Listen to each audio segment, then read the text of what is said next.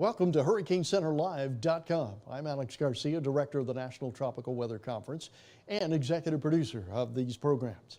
These programs are made possible by USAA, the South Padre Island Convention and Tourist Bureau, and Plyloc's Hurricane Clips. These programs are also a team effort with Bill Reed, the former Director of the National Hurricane Center, and Tim Smith, Chief Meteorologist of KRGV-TV. And now, here's Tim Smith. UC Live for December the 9th. We are officially 9 days post-hurricane season. That alone should get some applause the way this hurricane season has been. Coming to you live from quarantine at South Padre Island, Texas right now after being away last week. Came home to go straight into quarantine. So why not quarantine at our host city, South Padre Island? That's where we are. In fact, if I turn this a little bit, you look out the window, there's a window right there. And we're waiting, if the camera will adjust, we're waiting for SpaceX to do a launch today of about 12 and a half kilometers. We'll see it right out that window if it happens. Probably won't be until this afternoon. We're about 8 miles north of the SpaceX launch site here. Glad to have you all along today. We got a great program for you. Rob Perillo, Hal Needham, Nate Johnson, of course, Bill Reed, all going to be part of the program today. I want to thank our sponsors, USAA. What a big part of this program they have been, and they are on board again for 2020, 2021 next year. And boy, we appreciate USA for all you do. Plyloc's Hurricane Clips, part of the program this year as well. I hope they did a good business this year. It looks like they certainly should have. And of course, the South Padre Island Convention and Visitors Bureau, the host city for the National Tropical Weather Conference. We are set to be here in 2021, God willing, and vaccine and everything in place, we'll be able to do this. So we got a great program today. Let's get right to it. Let's start with Bill Reed, and we'll go from there. Good morning, Bill. Good morning, Tim. Glad to see you down on South Padre. I look forward to being there sooner rather than later. And as you mentioned, we have a great team of people to join us today to help put an end to this season. And we've got Dr. Hal Needham, who lives just down the road from me in Galveston, whose expertise is in storm surge, some historical aspects with a focus on the Gulf of Mexico. Back with us again is Rob Perillo from Lafayette, Louisiana. And I'm just going to embarrass him a little bit now. He's honored at being the one of the Flash Weather Person of the Year nominees this year. He's got tough competition, but all those who see him today, maybe you'll get a warm spot in your heart and go online and give him your vote. And new to our show this season is Nate Johnson, who's the Director of Weather Operations for NBC Universal, so probably gets to follow a lot of activity that affects many of the stations that he's involved in. I think to kick it off, I'm going to just give a quick recap of the season to get the juices flowing, and we'll go from there.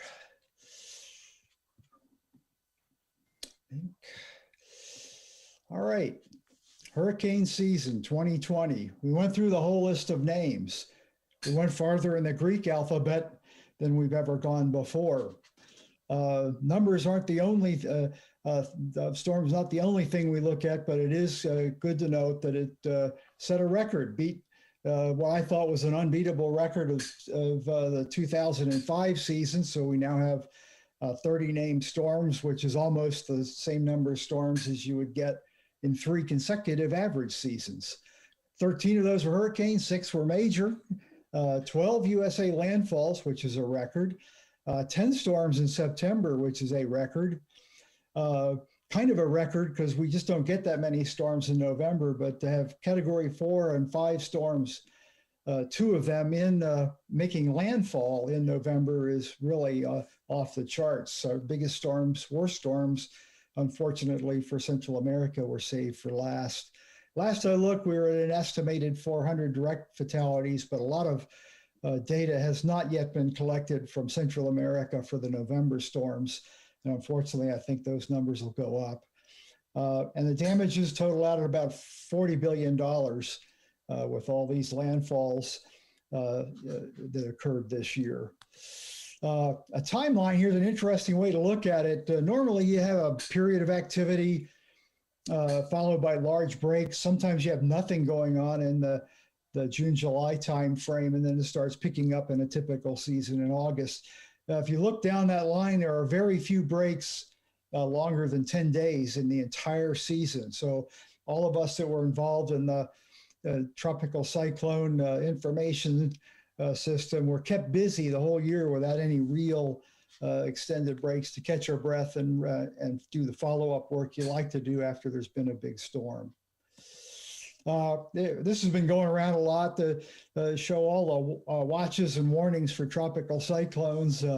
Interestingly enough, the only coastal counties that didn't have a watch or warning were there in the Big Bend of Florida, around the Tallahassee area, where normally you get something every year. Normally the season's over on November 30th, but as the chart shows, there's on the long tail there's a very infrequent occurrence of storms in December. The majority of which occur in the Southwest Atlantic Ocean, with a few down in the Caribbean. If you look at the sea surface temperatures, the warm waters of the Caribbean actually stay conducive for development of a tropical cyclone throughout the year. It's just the weather conditions are generally dry, stable air and wind shear during this time of year, which is what shuts it down for most of us. And it is still running above normal pretty much over the entire Western Atlantic. If you remember Phil's talk at the beginning of the year, the two big things he was pointing out were that we would have warmer than normal sea temperatures, which in fact we did throughout the year, and that we were going to have at the time of the forecasts in May, they were looking at in June, we were looking at a maybe neutral to weak La Nina, and La Nina conditions trended stronger throughout the season than what the forecast for ENSO showed. And we've gotten into a moderate to strong La Nina for the end of the season, and it's going to perpetuate into the winter. And those two combined factors, the good environmental conditions created by a La Nina, especially a strong one, coupled with warmer normal waters, pretty much set a powder keg for the Caribbean and Southwest Atlantic this season. While we're not likely to stay in La Nina next hurricane season, Phil dropped a little bombshell on us his last visit with us, saying that historically, seasons after strong La Ninas tend to be more active than average. So I will look forward somewhat anxiously for his initial forecasts next spring. And there's a rogues gallery of all the storms in satellite picture, the 2020 storms on a Zoom meeting. Okay. I think I'll start off with Hal. I think you had some information on what you had looked at in the Gulf as far as the occurrences there and whatnot that you wanted to put a wrap up on this year. So let's take it away, Hal. Thanks, Bill. I appreciate it. That was a really good overview of the season there. I'm going to try to maximize this window here. This will just take a second. Yeah, this was interesting. You know, over the past 4 years, we've had 4 hurricanes that have rapidly intensified, more than 40 miles an hour in the 24 hours before landfall. So starting with Hurricane Harvey in 2017, then we had Michael in 2018, and then this year, both Hannah and Laura intensified at least 40 miles an hour in the 24 hours before landfall. And this is interesting. This has only happened 9 times on record since 1950. And so we see it happen 4 times in the last 4 years.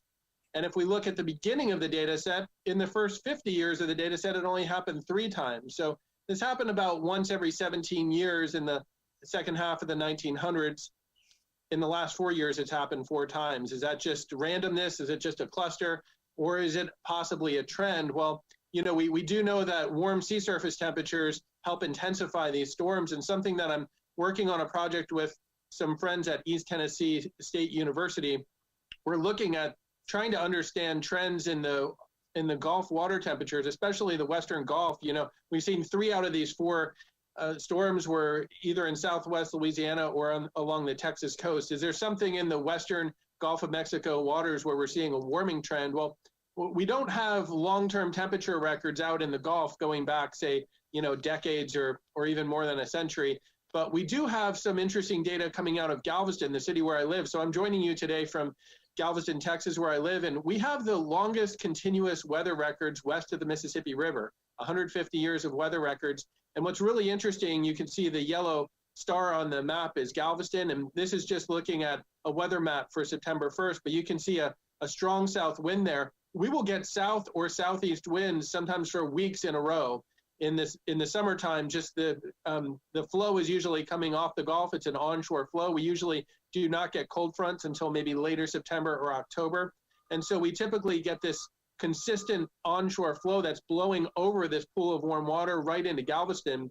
And so a study that I've been working on is looking at the number of hot nights per year. So we chose nights because you don't have the sun involved, and also, you know, you lose some of those daytime convective showers.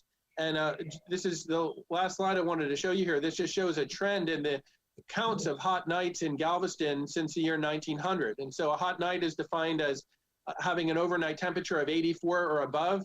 It never happened in the first 27 years of the 1900s. Then we started getting, you know, a few hot nights from the 20s through, say, the 70s. In the 80s and 90s, we really started ramping up. And the orange color there shows a nighttime temperature of 85. We had that happen for the first time in 1995. And then you can see, you know, that really ramps up in the 2000s, a lot of nights in the 84 and 85. But last season was the first time we ever had a nighttime temperature of 86 degrees. It happened 3 times. And this season was the first time we ever had a overnight temperature of 87. That happened 4 times. In fact, in the past 2 years, we've had 9 nights where the overnight low was 86 or 87. It never happened on record until 2019. So we think the primary reason that's happening is a warmer Gulf water temperatures out there that can lead to this rapid intensification. Also puts more moisture in the air as well. A study that I saw in Scientific American said every degree Celsius that you warm up the ocean water, that's about 1.8 degrees Fahrenheit, you get about 7% more moisture in the air. And, you know, hurricanes like to collect this moisture. So perhaps 10 to 15% more rainfall for every degree Celsius that you're warming up the water. So, you know, perhaps there is a trend there, we're thinking, in that the rapid intensification is not just a random occurrence. But again, a lot of activity along the Gulf. Excited to hear what everyone has to share. But this is just some insights we had that we could be seeing some long-term trends in the area from warmer water in the Gulf of Mexico. That's really interesting. The rainfall aspects, that's one of the things that folks at Needham Galveston have tasked me to find for them. And it's kind of the same sort of thing. There's very few 30-inch or greater rains prior to the 1950s. Some of that's attributed to lack of density of observations, obviously. But then all of a sudden we're getting 40 to 50 inches of rain out of these at landfall, which would be consistent with what you found. One more insight is this is the 6th consecutive tropical season in which we've had a landfalling hurricane or tropical storm either stall out or move very slowly. And this year, really, Sally, I think, was a good example of that, making landfall, only moving about 2 miles an hour into Alabama. So just a really prolonged event. And this is 6 years in a row that we've had really stalled out systems dumping a lot of rain and prolonged storm surge as well. So that's another trend that we've been seeing especially along the Gulf Coast. Yeah, I'm not that familiar with the climatology of stalling storms further east. It's not that uncommon in Texas. So there's pretty good documentation back into the 1800s of stalling in there, but I haven't looked at the ones further east. But it's pretty mind-boggling because it exposes just how much property we have that's somewhere between the 100-year flood event and whatever it is we're getting now. And it's more properties flooding outside of the nominal 100-year flood area than in the flood area. And it really speaks loudly that we need to somehow figure out how to beat this curve back of overdeveloping and flood-prone areas. Well, the stalling storms also create a communication challenge in that many people associate the category number with their risk. And so when, often people hear that a storm's been downgraded to a tropical storm or downgraded from a category 3 to a category 1, sometimes it's hard to communicate. That's not going to matter when there's 6 feet of water in your home because it rained 22 inches or something like that. So that's also another challenge we're finding in communicating risk. Yeah. I used to always bark about people referring on the air, referring to it as just a tropical storm. And I pull out the glossary of meteorology and say, find the word justa in here. It's not there, don't do that. Rob, run to you next. I know you were under the gun all summer there. What you got to wrap this little package up? Yeah, well, let me go ahead and share my screen here and get a couple of things that kind of drew my attention. First off, I don't know if you guys saw this article. It was published in Science just the other day, just looking at the front end of the hurricane season, kind of looking at the season in total. And obviously it was one heck of a season, but, wavy jet stream produced the Godzilla dust storm earlier this year, where Puerto Rico was shrouded. We saw the dust across the Gulf Coast, and I'm sure you guys saw it over in Southeast Texas as well, where we did have some very, very hazy days that I can't remember ever seeing. But interesting how climate may be impacting the beginning of the season with those dust storms, which we all know kind of choke out tropical activity. But obviously the other dynamics this year overwhelmed the dust that we saw earlier this year.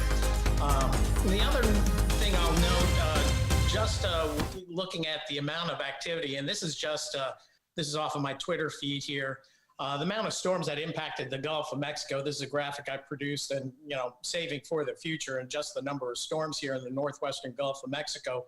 And if you looked at the action, especially as we got into the latter part, got into October and November, when you look at the Madden-Julian oscillation, which is a global wave, a Kelvin wave that travels around the world, it puts you in favorable or unfavorable conditions for tropical activity. And when we had some of the biggest storms and some of the most activity, we were not in a favorable phase. So one wonders if that we were in a favorable phase, whether we would have seen 2 or 3 more major hurricanes in the tropical basin.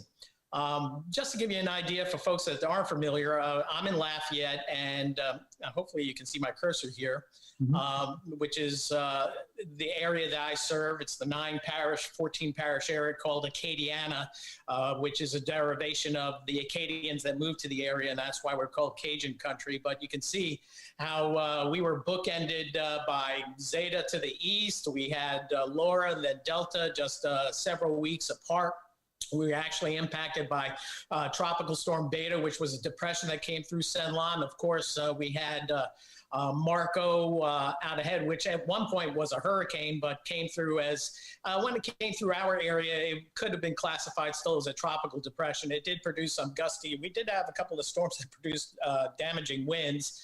And then right on the heels of Marco, we had Laura. So, from our aspect, and coming off that map that Hal showed a little bit earlier, or no, it was Bill showed a little bit earlier, the number of times that we were in tropical storm watches or warnings was something like close to 30 days. The number of days that we were in the cone was close to 30 days in Louisiana. So it was one heck of a year if you looked at it in total. And one of the things that bothered me was the lack of coverage post storms. And of course, this year was a big year, pandemic wise, politically wise. So there weren't a whole lot of information and follow up on these storms. Laura, if you want to learn more about Laura, National Weather Service put out in Lake Charles put out a couple of nice summaries on Laura and Delta. And one of the things that came out with Laura, a lot of folks said Laura didn't have much of a storm surge. Well, this just came out about a week or two ago, highlighting the surge with Cat 4 Laura. And the forecast prior to the storm was a 15 to 20 foot storm surge.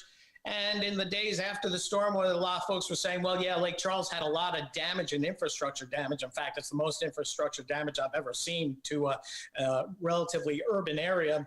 But here you have that storm surge impacting much of Cameron Parish. Cameron Parish's slogan is Gateway to the Gulf, and that gateway was certainly open there. And you kind of zoom in on Cameron Parish right here, and this is right around the Grand Chenier area. Creole area where that surge corresponds to greater than 18 feet. And I did see high water marks in my post-storm surveys that were between 18 and 19 feet, given waves and the thatch that was up so high. So fortunately, this is not a populated area, but there are several hundred people that either lost homes or camps in that area. And that surge was 8 to 10 feet into Vermilion Parish, which is the parish that sits just south and southwest of Lafayette Parish. And we had high water marks down towards Sippermore Point, this area that juts out into Vermilion Bay, that were in the 8 to 10 foot range. So check out the National Weather Service. This is the radar from Laura as it came in. And again, this season in Louisiana will be remembered by Hurricane Laura and then Hurricane Delta that came in just a few weeks afterwards. And interestingly enough, both Laura and Delta, the worst part of the rain, the worst part of the wind was in the northern eye wall on both of them. And with Delta in particular, we had the biggest rainfall. This is Lake Charles radar before Lake Charles went down due to wind gusts in the 100 to 130 mile per hour range. You saw those tropical rain bands coming in initially and then the storm. And one of the fortunate things, we didn't see a bigger storm surge, is that Laura was moving at a good pace. Ahead of time when I was on the air, I was promising a storm surge that was going to be on par with that of Hurricane Rita, which it was not. And the big difference was Laura was moving at about 15 to 16 miles an hour versus Rita was moving at about 8 miles an hour. And that pile drove the storm surge for more than 24 hours. We had sustained winds in the 40 to 45 mile an hour range or greater from the south. So really piled in that storm surge. You see there, Laura making pretty rapid move. This is Hurricane Delta just a few weeks later as we got into September. What's the date? Oh, early October rather. And again, a storm that made landfall just 12 miles east of Hurricane Laura. So that was astounding. And then, we had the storms down in Central America, Eta and Iota.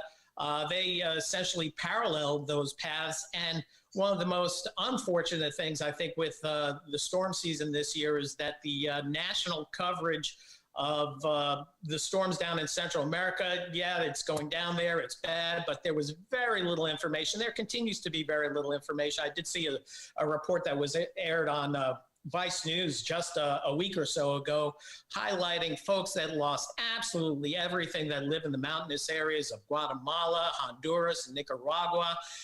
And just 2 weeks later, they were impacted. But one note I will comment on is that let me stop sharing this.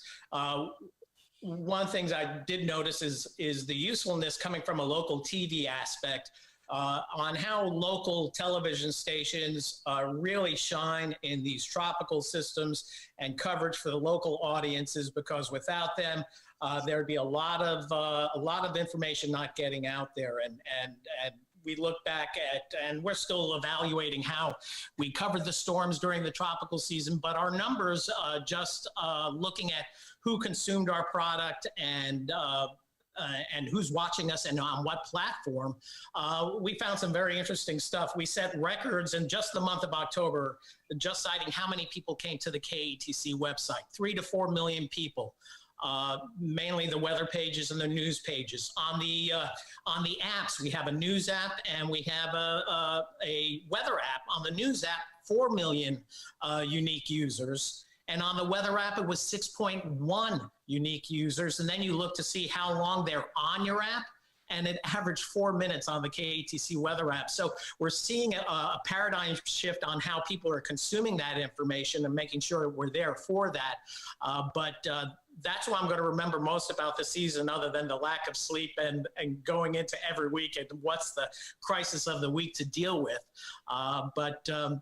We're recovering. Lake Charles coming back nicely, after doing the survey there and seeing thousands and thousands of telephone power line poles down and the infrastructure damage. It's amazing that they are where they are 3 or 4 months later now. But the recovery is going to take years in many of those communities, and especially down along the coast. We don't know who is going to come back after the storms. Yeah, that's so the same concerns were voiced after Rita. They were up until Rita. Audrey was the memory that was passed down from some generation to generation.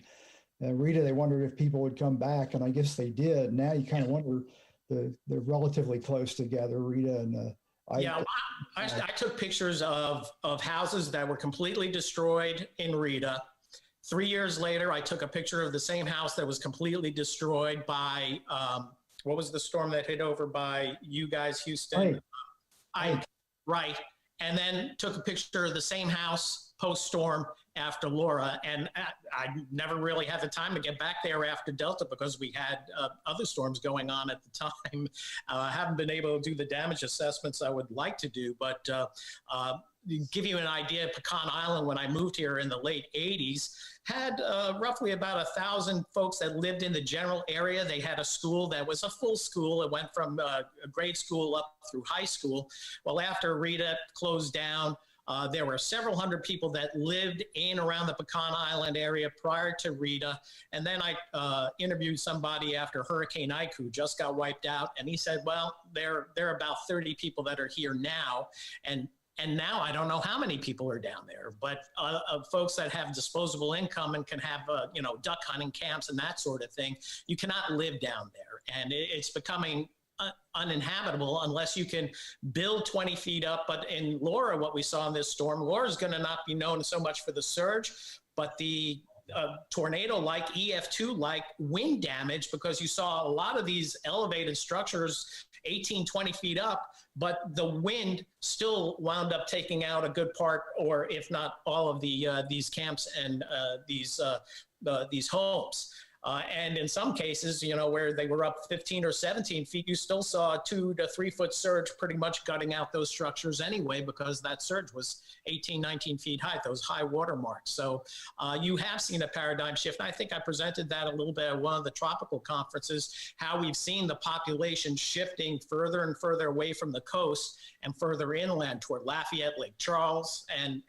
then we also had a Hurricane Katrina factor where we saw people moving more out of Southeast Louisiana, moving toward Baton Rouge, moving to Lafayette, moving to Houston. So we're seeing a cultural shift here with the storms as well. And with the frequency of the storms and maybe the climate influence, those could all be accelerating factors. Wow. We should document that because it's very opposite what you see over here. Hurricane Ike swept the Bolivar Peninsula clean. There's at least as many people there now, and the value of the property in harm's way is probably an order of magnitude higher, because as Neil Frank pointed out 40 years ago, the rebuilding after each successive storm is more money, not less, in the property. And as you pointed out, the storm surge has no respect for your wealth. It's going to take it out anyway.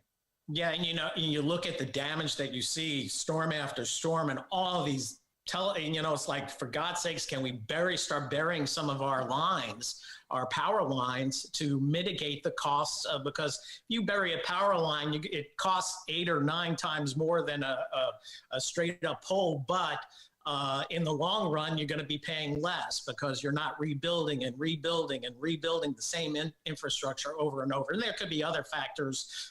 You go 3 or 4 feet down, you're in water here in southern Louisiana. So subsurface is not the best area to keep all your power lines because they're always wet, but there has to be something built more heartily to withstand these storms, because if you drove from Lake Charles all the way down to Cameron, post Laura, post Delta, you didn't see one power line, one power pole up. They were all falling down.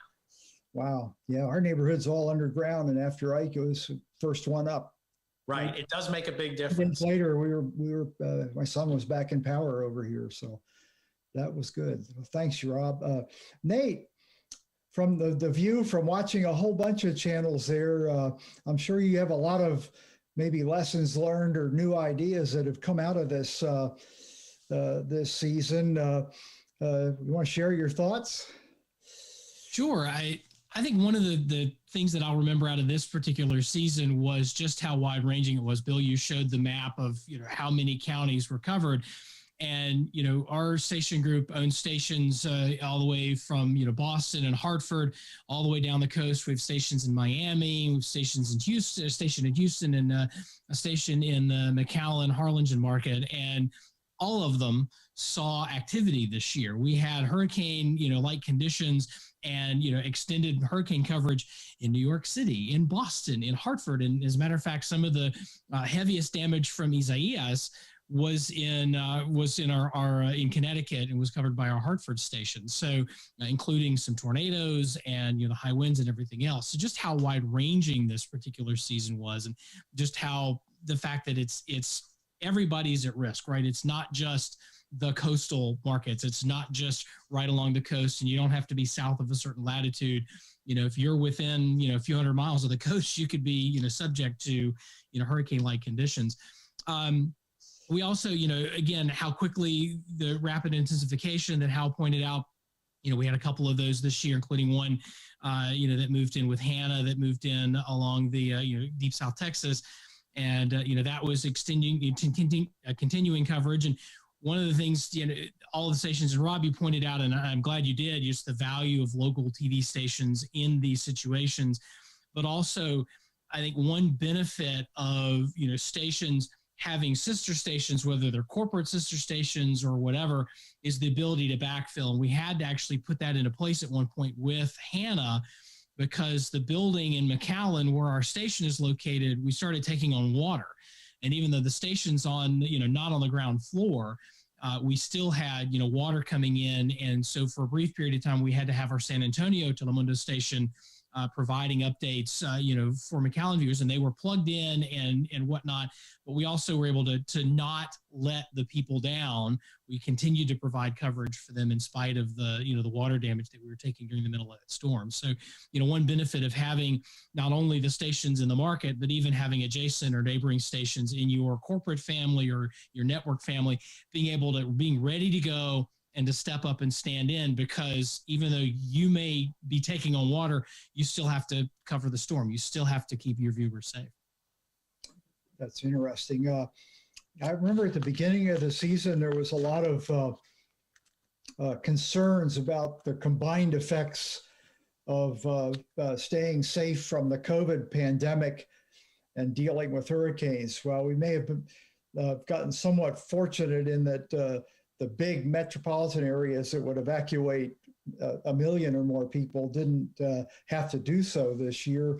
Does any of you have any experience with or ideas on how that was coped with on the stations when the impactful storms were going on?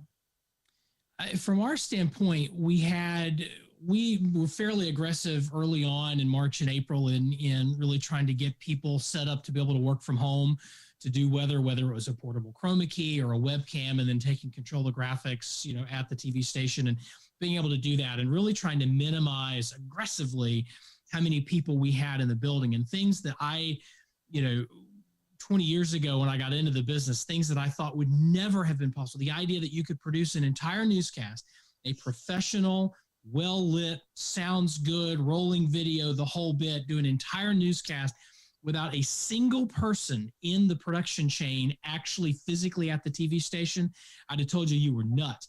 And yet we had a lot of stations across the country doing that, and not just our group, but a lot of stations were doing those kinds of things this year to help keep our people safe, to minimize the impact in the event that somebody did test positive or had to quarantine because they had to they came in contact with somebody else.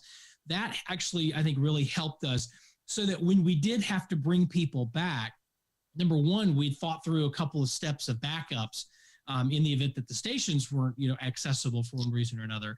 But we also had minimized the amount of contact and whatnot. And so when we were bringing people back in, they weren't fully quarantined because they were, still to go to the grocery store and do other things. But at the same time, it's not like you've had this whole group of, room full of 100, 200 people who've been working together, sort of co-bubbling the entire time. You brought them in, we got the job done, and then we tried to pull people back as quickly and as aggressively as we could. We had to do that a couple of times in our Miami stations. We had people working from home largely, and then whenever there's a tropical threat, we bring people back in. Brief period of time, we'd minimize in the run up minimize the amount of time people spent in the studio. So in a number of cases, we'd have the Mets produce everything from home, do everything at the station, at home that they could. And then an hour before newscast time, drive to the TV station, go straight to the weather office, don't interact with anybody. The break rooms are shut down, all that kind of stuff. Do the newscast, staying at least 6 feet away from everybody. And then as soon as the newscast is over, get in the car and go back home. And then maybe do that even twice in a day if you've got an early evening and then a late evening, type newscast block, to really try and minimize the exposure. And I think that was largely successful.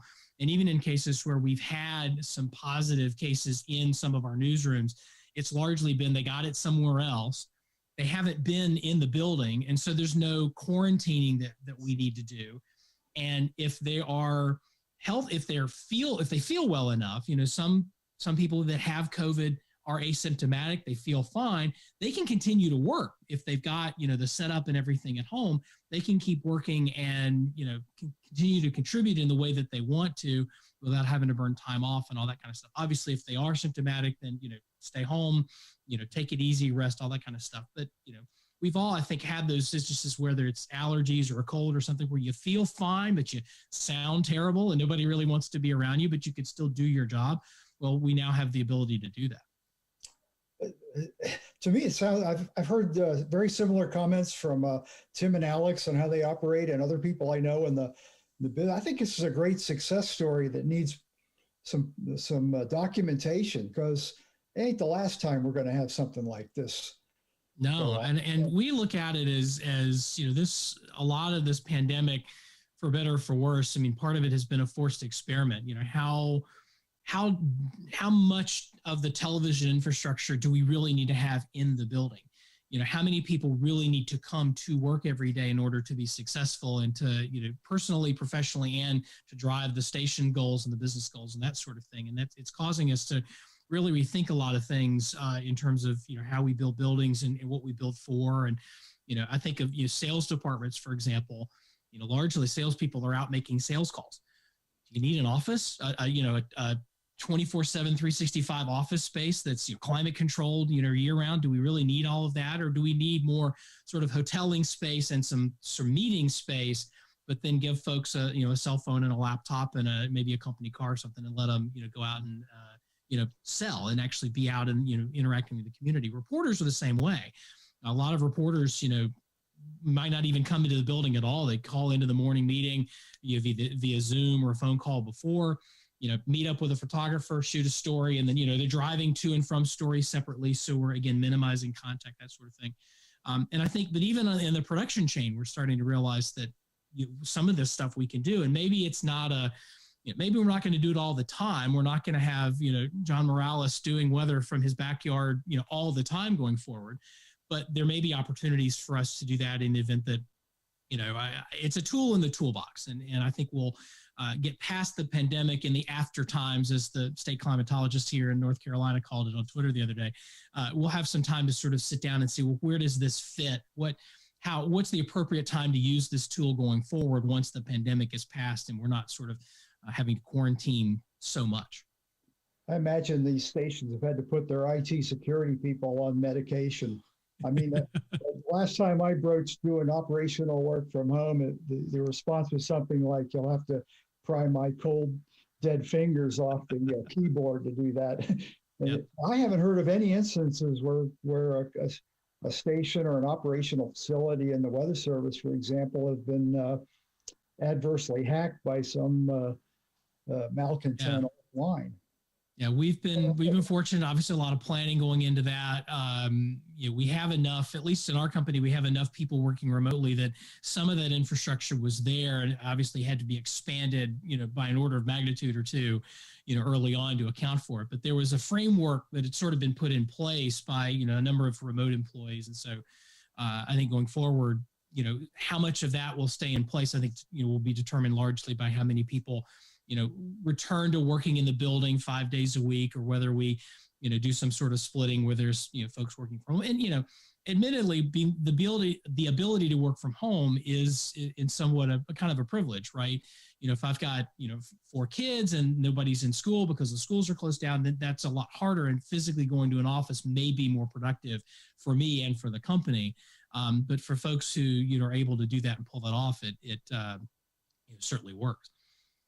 Yeah, I would think the social aspects will be the driver on that. I think a lot of people, just the idea of being holed up in their house all the time, not interacting with fellow professionals personally, not something they look forward to. So I have a feeling we're going to bounce back more to the in-person, but who knows? We'll see there. Yeah, I think we will. I don't think it'll be as far. We won't go all the way back, but I think I think you're right that a lot of folks that have to work from home now would prefer to work in the office for one reason or the other. It may be that the tools that they have are just easier to use. I mean, can you build TV graphics over a Team Viewer or Splash Top or whatever? Yes. Is it as good as sitting in front of the computer? No. So, yeah, it's amazing. I'm going to shift gears on you here. A couple of weeks ago, we were all bandying about whether they're going to retire the Iota and Eta, which were such destructive storms, and just a little bit that was done ad hoc in the 2005 season among in the WMO Region 4 Hurricane Committee that covers the Western Atlantic in there as a stopgap to do that, and it never came up again.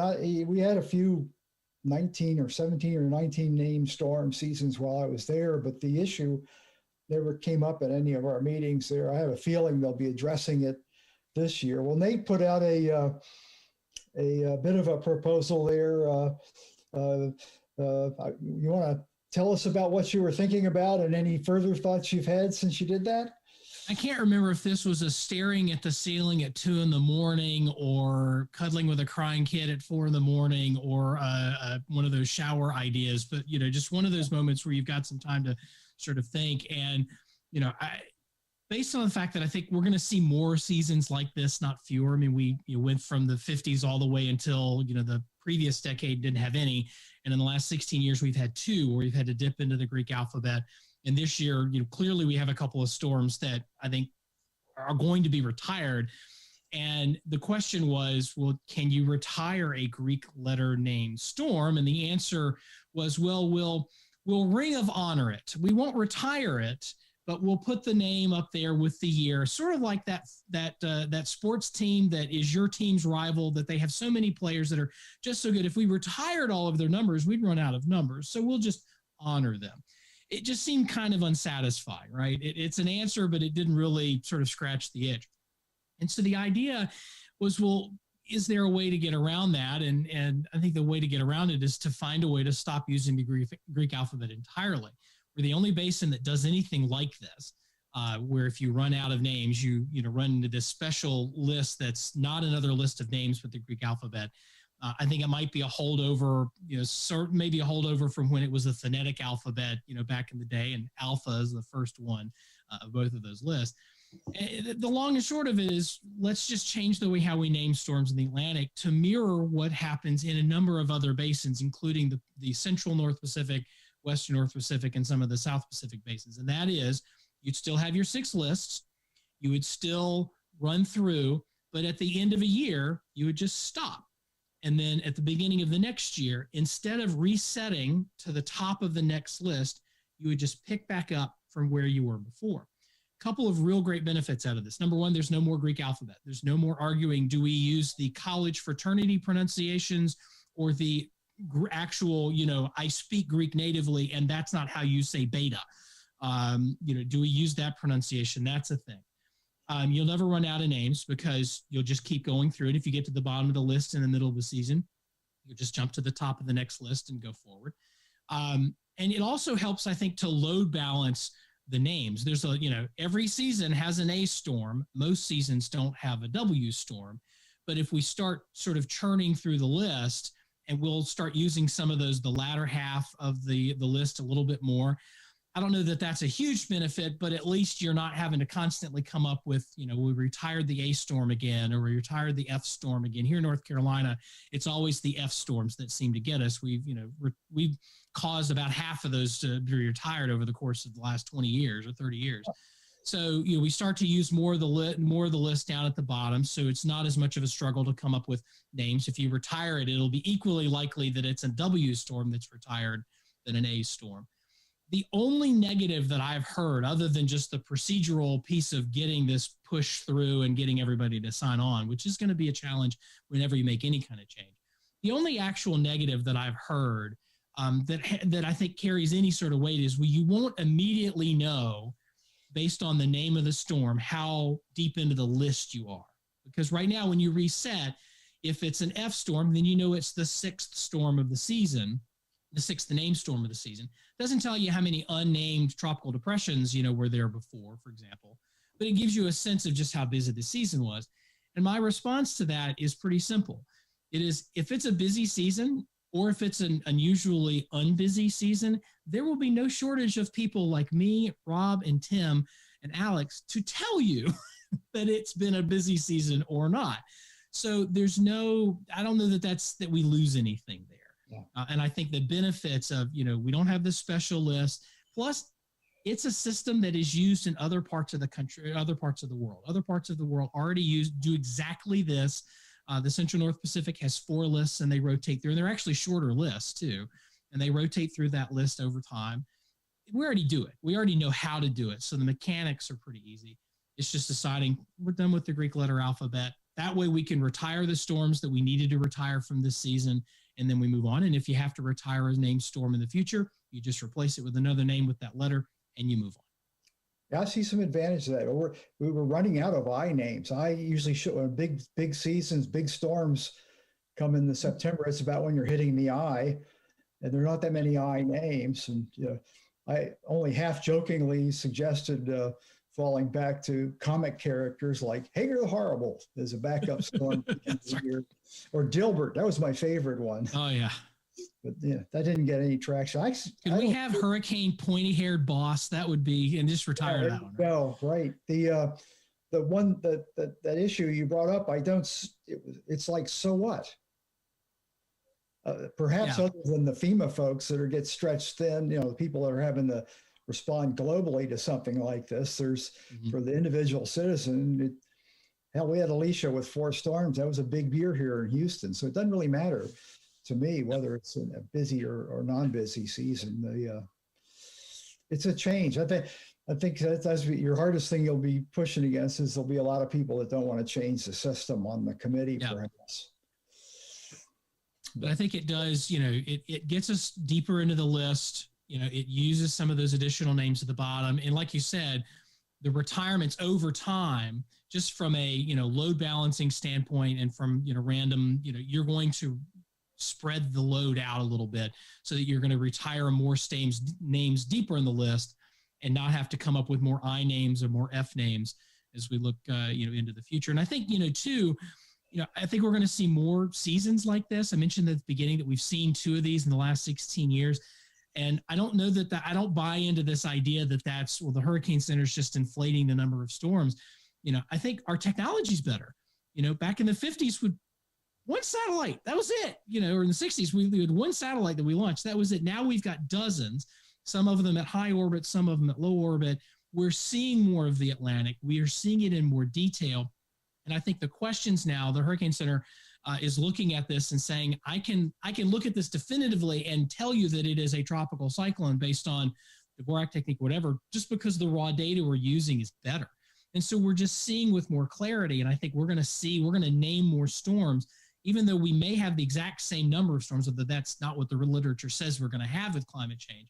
We're going to see more storms, and we're going to see the ones, perhaps ones that they might have, I don't have the data to support it.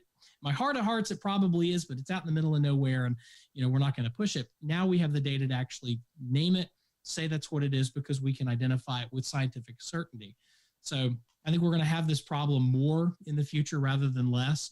Hopefully we don't have it again next year, but yeah, that'll remain to be seen in the future, I guess.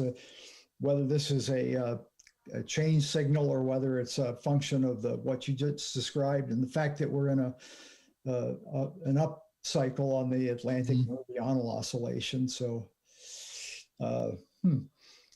well, I passed your suggestion on. We'll see what happens.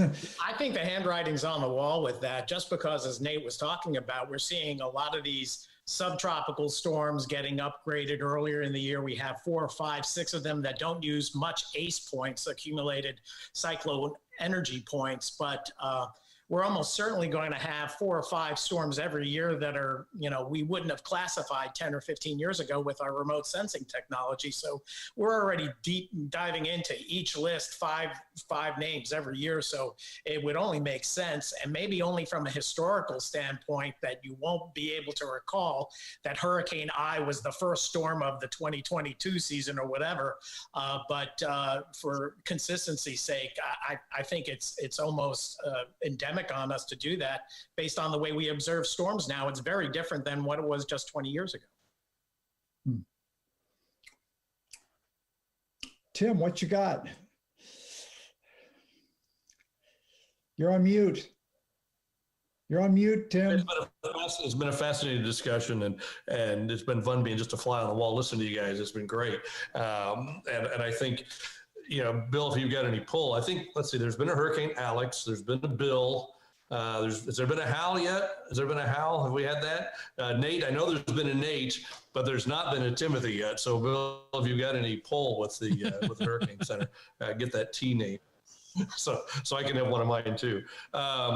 Just looking through the comments, I had a lot of great comments today. A lot of folks watching. A lot of our regulars are watching today. Casper's been here today. Marcel's been here. Mark, Rick's watching. Also, our friend Nick Morganelli watching from up in, well, this is Gene. I assume it's Nick watching from New England. So we appreciate that. Casper had a question.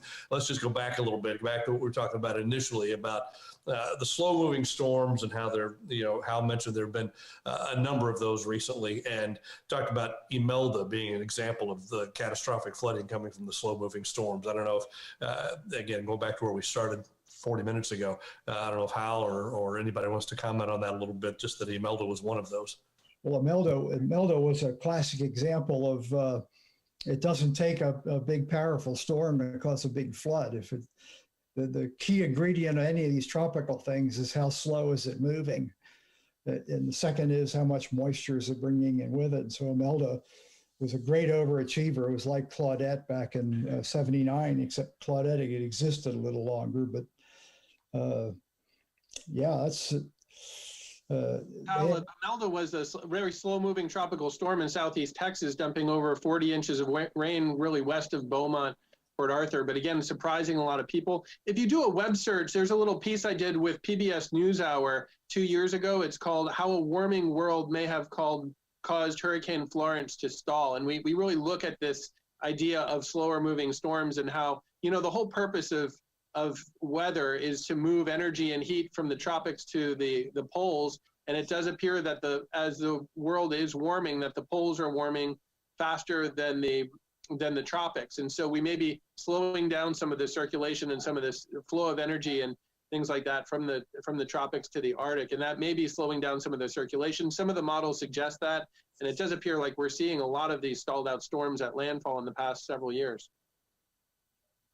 I appreciate how also you're talking about the rapid intensification because of the warmer Gulf. I think that's fascinating as well. I think there's a lot to learn in that. Go ahead, Rob. I'm sorry. Yeah, well, I was just going to say, going back to that 2016 event here in South Louisiana, where it was an unnamed system, it was maybe barely a depression for a short period of time, but you're seeing these it doesn't even have to have a name for these slow moving tropical disturbances to do billions of dollars worth of damage. And it does seem like we're seeing that trend of slowing down of these storms at Gulf latitude, but it also, as Hal was alluding to, with the warming further to the north, I think we're going to see more frequency of these higher latitude storms, making larger impacts much more frequently.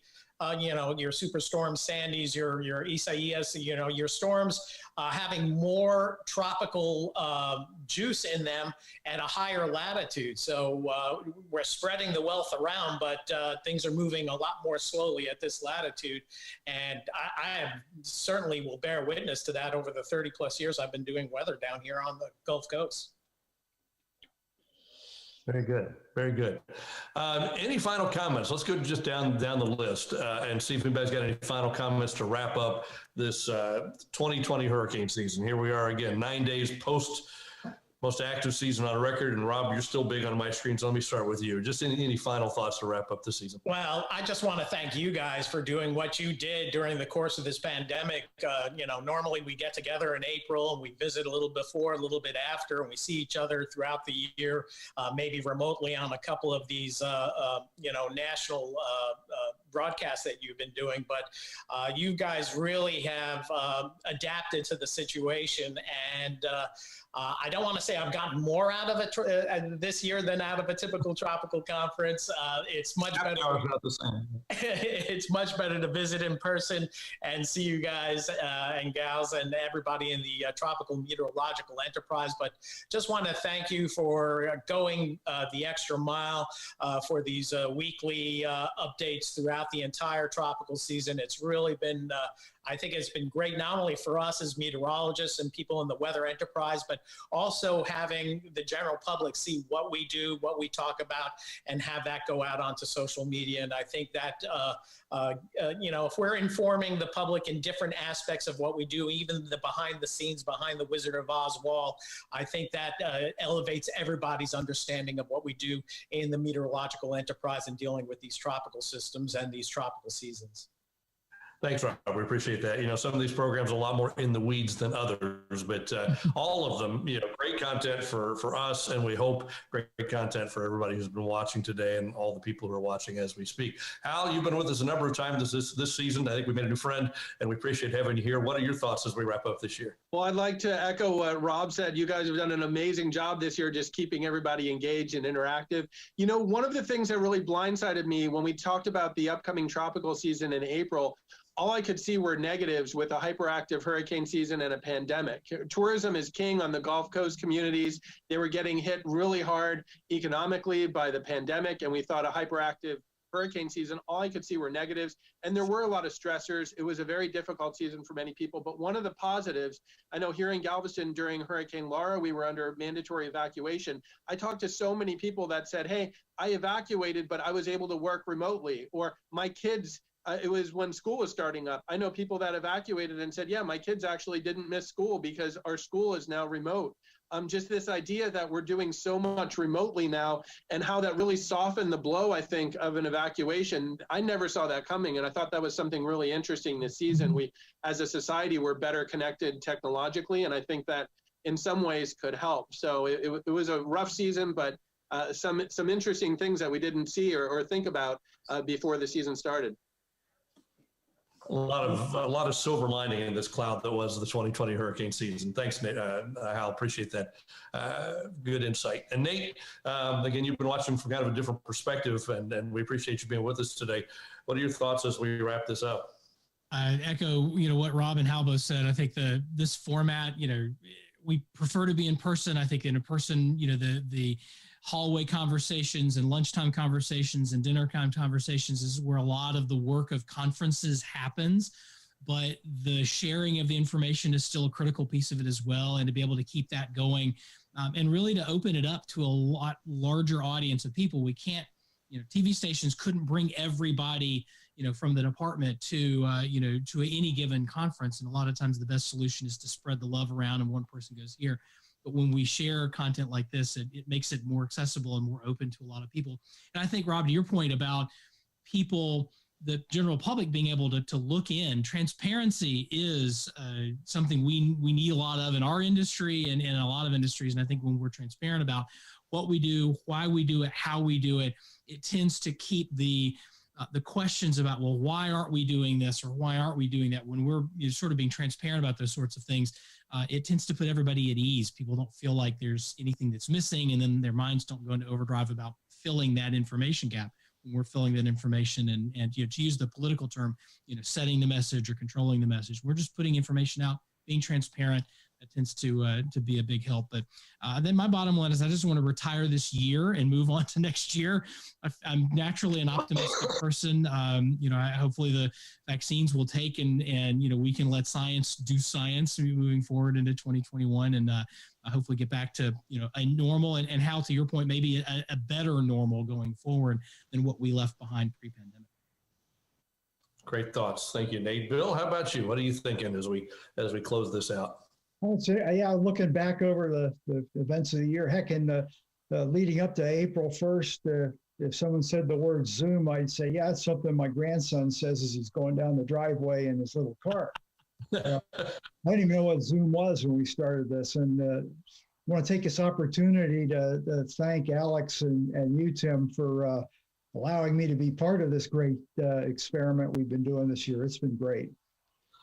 Well, Bill, your insight from day one has been just spot on, and we appreciate that, and we're honored to have you as part of the program from the beginning. I'm going to make a quick call here to our number one fan who just asked a question about looking for some NTWC swag, some NTWC attire. Casper, you've been with us almost every week, and so when we're done, I want to private message your address, and we're going to send you an NTWC mask for being such a loyal fan. So we appreciate that. Hal, I think you have yours. Rob, you have yours, and Nate, yours will be in the mail as well. We'll get them to you. And Bill, I think you've got 2 or 3 of those masks by now. So I want to thank our sponsors, USAA. Once again, they'll be with us in 2021. We appreciate USAA for all that you are doing for the National Tropical Weather Conference, the Storm Science Network, and everything else we do.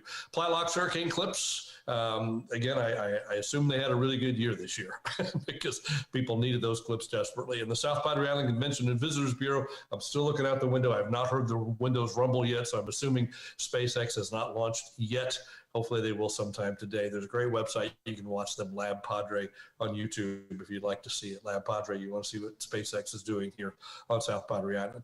That's it for me. Alex, final thoughts from you back at headquarters in San Antonio. Well, I want to thank everybody for being on today. First of all, Nate, thanks for joining us. Hal, and of course, Rob. And thank you very much, Bill, for all these great insights all the way through. We're going to take a little bit of a holiday break. We'll be back in January with our next wrap-up, the second half. It will be with the National Hurricane Center crew, and that should be another interesting wrap-up. Don't forget, our conference is coming up. It is set for April 7th through the 10th, 2021. Hopefully we'll make it. If not, we'll figure out a way to do this again, and we'll make it a hybrid one. Until then, thanks so much for joining us, and join us again in January. We're in the close.